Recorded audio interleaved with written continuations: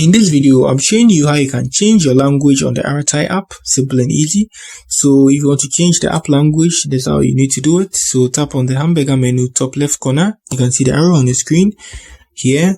Tap on that, move to your settings, scroll to the bottom. Good. And you can see languages there. Language is on English, tap on that. So if you are in India, they have the Bengali for you. Yeah. And a lot.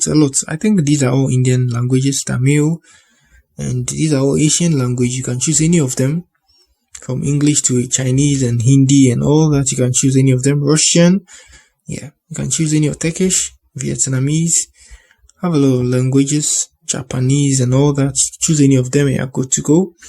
Yeah, so this is using the device language, that's why it's on English. Yeah, so that's it on how you change your language on the Arattai app. If you're new here, give me a like. I have a lot of tutorials on the Arattai app. You can check them out on my channel. That's it for the video. Peace.